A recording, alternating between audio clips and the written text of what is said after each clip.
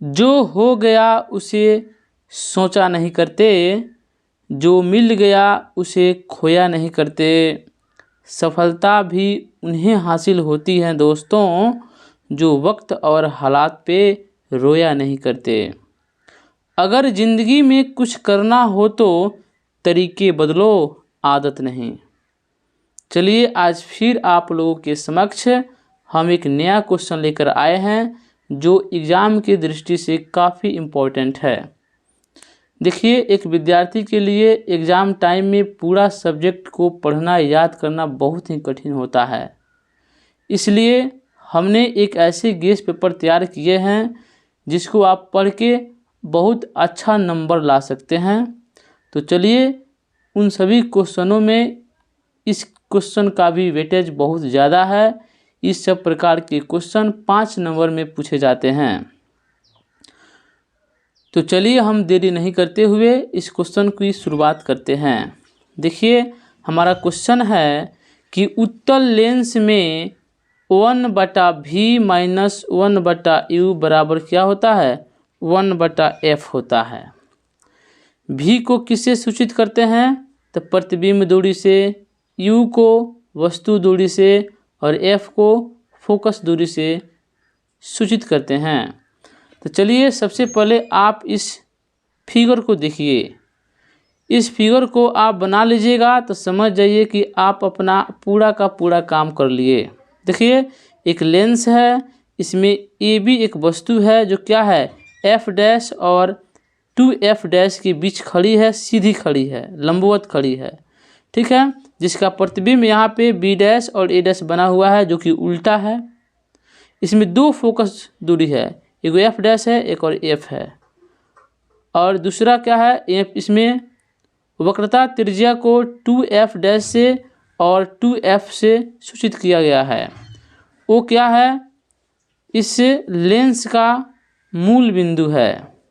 इसमें ये जो है प्रकाश आ रही है इससे, यानी क्या है, ए बी वस्तु है जिससे प्रकाश जा रही है और लेंस से टकराने के बाद देखिए ए डैश पे मिलती है और फिर एक दूसरा किरण जो है ए से होते हुए और ओ को जाती हुई कहाँ पे मिलती है, ए डैश पे मिलती है। तो अब बताइए आपका प्रतिबिंब क्या बन जाता है, ए डैश बी डैश बन जाता है जो कि क्या है, उल्टा है। इसी बात को हमने यहाँ पे लिखा है कि उत्तल लेंस के मुख्य अक्ष पर एफ डैश तथा 2f डैश के बीच लंबवत स्थित है। ए से किरण ए एम समानांतर एफ डैश जो चल करके लेंस के एम बिंदु पर आपतित होती है तथा अपवर्तित होकर एफ से होती हुई गुजरती है। ए से दूसरी किरण ओ से जाती हुई ए डैश पर मिलती है। इस प्रकार ए बी का प्रतिबिंब क्या बन जाता है, ए डैश बी डैश बन जाता है।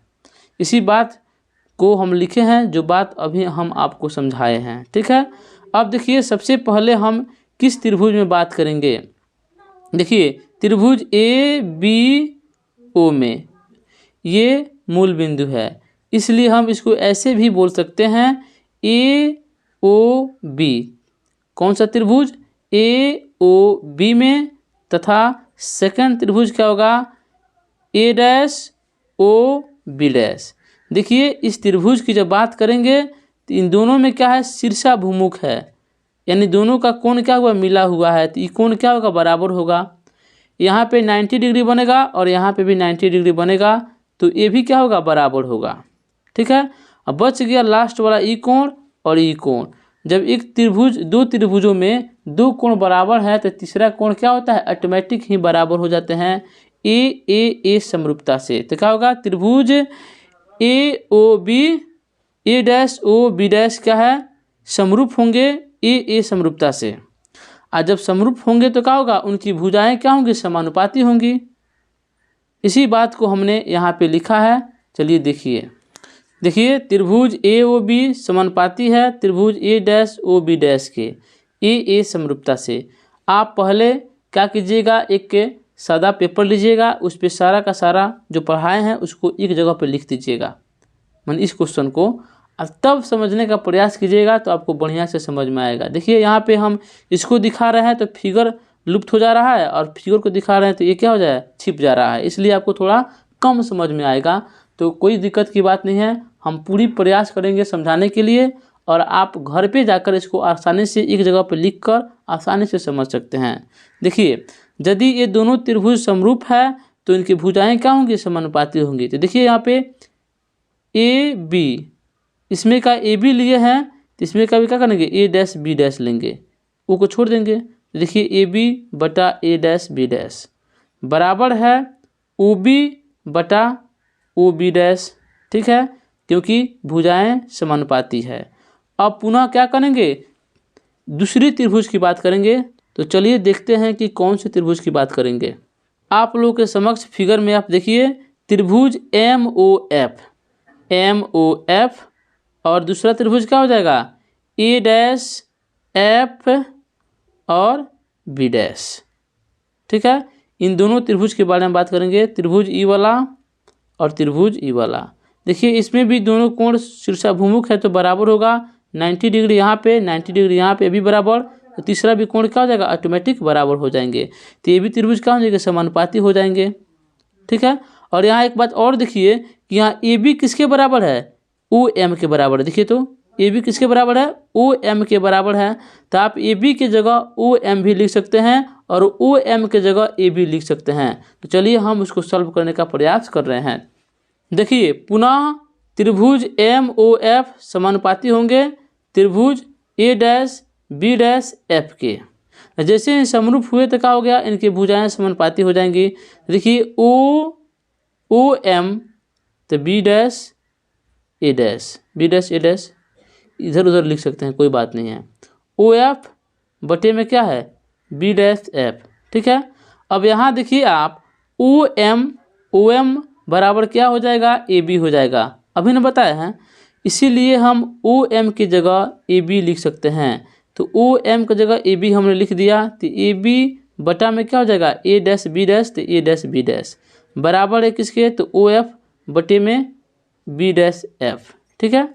इतना समझ में आ गया। इस समीकरण को हमने एक मान लिया है, कौन समीकरण को, देखिए बताते हैं। ई वाले समीकरण को एक मान लिया और ई वाले समीकरण को दो मान लिया। तो समीकरण एक और दो से देखिए क्या होता है, ओ बी बटे में ओ बी डैश, ये कहाँ से आ गया भाई, ये देखिए यहाँ से आया है। देखिए कैसे, यहाँ पे ए बी बटा में ए डैश बी डैश बराबर इतना है, यहाँ पे भी क्या है, ए बी बटा ए डैश बी डैश बराबर इतना है। तो ये जब दोनों बराबर हो गया लेफ्ट हैंड साइड, तो राइट हैंड साइड क्या हो जाएंगे, बराबर हो जाएंगे। तो इसलिए हमने लिखा है ओ बी बटा ओ बी डैश और बराबर हो जाएंगे ओ एफ बटा बी डैश एफ। तो हमने इसको कहा, यहाँ पे हमने लिख दिया। अब इसी बात को समझना है कि देखिए ओ बी बटे में ओ बी डैश, तो ओ बी बटे में ओ बी डैश बराबर, अब इसकी जगह हम चेंज करेंगे। देखिए कैसे, ओ एफ है तो हमने ओ एफ लिख दिया। अब बी डैश एफ का मतलब क्या हो सकता है, चलिए इसको समझते हैं। देखिए बी डैश एफ के मतलब क्या हो सकता है, इस दूरी को हम क्या लिख सकते हैं, बी डैश ओ में से घटा देंगे ओ एफ को, ती वाला दूरी प्राप्त हो जाएगी। देखिए हमने भी वही किया है, O B dash minus O F. अब यहाँ देखिए ओ बी क्या है, तो ओ बी जो है वो वस्तु दूरी है। आप फिगर बनाइएगा तो आपको स्पष्ट रूप से दिखेगा। देखिए ओ बी क्या है, वस्तु दूरी है, इसलिए हमने यू से सूचित कर दिया। अब माइनस क्यों दिया, क्योंकि वो लेफ्ट साइड में है। और ओ बी डैश क्या है, प्रतिबिंब दूरी है, इसलिए हमने इसे प्लस से लिख दिया, ठीक है। ओ एफ क्या है, फोकस दूरी है। ओ बी डैश क्या है, भी है प्लस भी, क्योंकि राइट साइड में है। और ओ एफ क्या है, एफ है। अब बीच में माइनस है तो हमने माइनस दे दिया। अब इसको जब क्रॉस मल्टीप्लाई कराएंगे ना, क्रॉस मल्टीप्लाई, तो आपको ऐसे फॉर्म प्राप्त होंगे। और इसमें क्या करेंगे, दोनों तरफ यू भी एफ से भाग देंगे तो क्या होगा, देखिए भाग दिए हैं सब में। जब इसको आप सॉल्व कीजिएगा तो आपको क्या प्राप्त होगा, यू एफ माइनस भी एफ बराबर यू भी प्राप्त होगा, ठीक है। और उसके बाद हम क्या करेंगे, यू भी एफ से भाग दे देंगे। देखिए भाग देने के बाद यू एफ है तो यू एफ से कट गया तो 1 बटा भी बच गया, माइनस है तो माइनस। यहाँ देखिए भी एफ है तो भी एफ से भी एफ कट गया, 1/u बच गया। अब बराबर में देखिए यहाँ क्या है, यू भी है तो यू भी कट गया तो 1/f बच गया। इस तरह हमारा क्या हो गया, समीकरण प्रूफ हो गया। अब चलिए बताते हैं कि ओ बी बराबर हम यू क्यों लिखे हैं, कहाँ है, चलिए दिखाते हैं। ओ बी बराबर यू, ओ बी वस्तु की दूरी है, इधर है तो माइनस में, ओ बी डैश क्या है, प्रतिबिंब की दूरी है, तो ये राइट साइड है तो प्लस में, ठीक है। उसी तरह ओ एफ क्या है, एफ है फोकस दूरी, तो हमने एफ लिखा है। तो इसी प्रकार यह समीकरण क्या होता है, प्रूफ होता है। आप जाइएगा तो एग्ज़ाम में इसको बहुत बढ़िया से लिखने का प्रयास कीजिएगा। हमने पूरी आपको डिटेल में समझा दी। आप जाइए एक पन्ना पे इसको लिखिए और वहाँ समझिएगा ना। पहले क्या कीजिए, ऐसे इसको ले जाइए और एक पन्ना पर लिख दीजिए।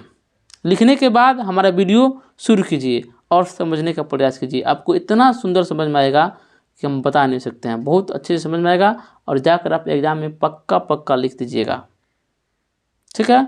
तो चलिए हम चलते हैं, फिर कल मिलेंगे। जय हिंद, जय भारत।